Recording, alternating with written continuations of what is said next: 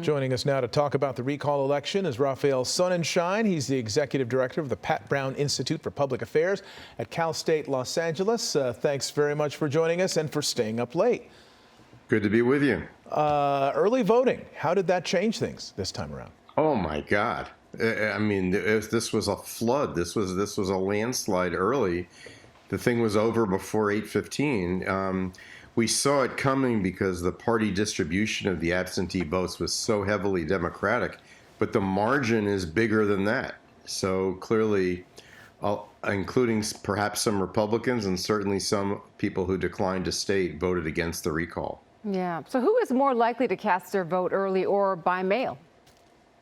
Well, it was pretty clearly the experienced Democratic voters were the first ones to get theirs in. And in fact, the early returns of the absentee ballots showed older voters were the most likely to come in with their ballots. And then younger and people of middle age came in more as time went by. So it was people who had probably voted a little bit less often, but the old folks were there first. In fact, one number I saw was that the group that came in the biggest was people over the age of 71. They didn't want to be left out. They wanted to vote right away. So it was interesting to see that motivation meant the people who literally got their ballot, filled it out, and took it to a drop box or mailed it. I want to look at our director. I wonder if he can quickly get a shot of or bring up the map with the California recall that Jory had been referring to, looking at the distribution of votes geographically and how the Central Valley and the northeastern part of the state, that's pretty much the conservative part of the state. But the population centers, at least in this election and by party registration, appear to be much more Democratic. So does this set up, is there a permanent blue wave here in California? Is it impossible? Oh, I think so. And one of the things that really struck me is if you go south of Los Angeles and east of Los Angeles, you look at Orange County, San Diego County, San Bernardino County. These were historically very Republican candidates until just a few years, a few decades ago, have moved into the Democratic column. So Southern California, which used to be kind of competitive for Republicans, is now out of reach as well. So it does seem like it's a blue wave all along the coast going down. And the population is declining in those areas where Republicans did very well in the recall. So it's really it's just going to get bigger, I think. Yeah. Earlier tonight, State Senator Steve Glazer tweeted that he and Assembly Elections Chair Mark Berman would be releasing a joint statement tomorrow outlining their plans to fix what they call a broken recall system. Do you think the recall needs to be revamped? The recall yes, process? And I think it needs to be revamped in order to preserve it, because we all love the ability to throw people out of office. I mean, we were born to do that. But it has to be done in a way where the majority will is respected. Now, what worries me is that there's like 5 or 6 different ideas out there, all solving different problems.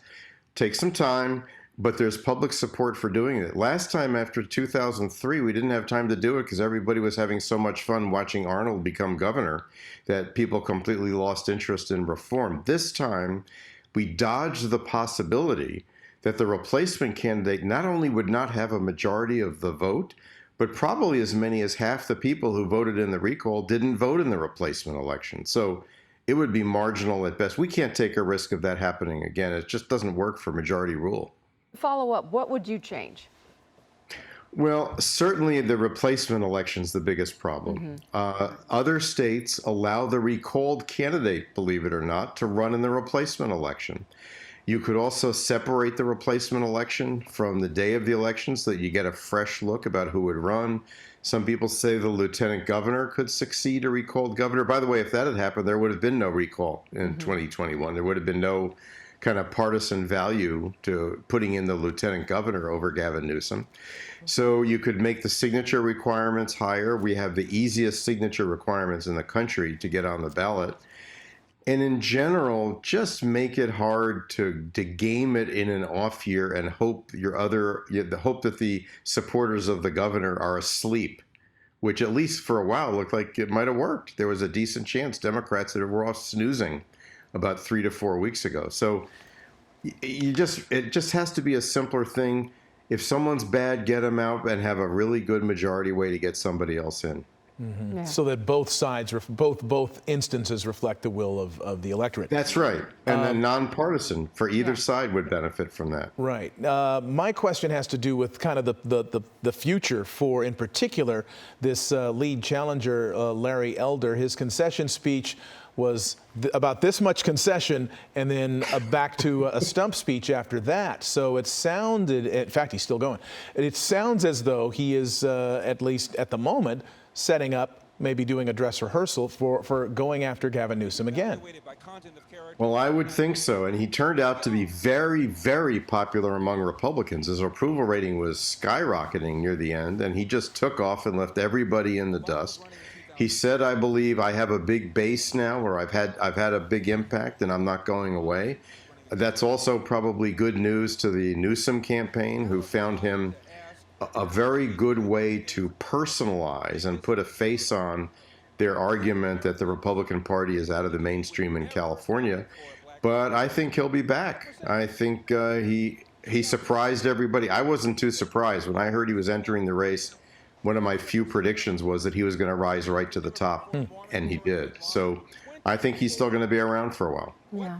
But what does this say to Governor Gavin Newsom? What does he need to do to ensure that he might be able to win the next race for governor, another term? The first thing he needs to do is enjoy having won.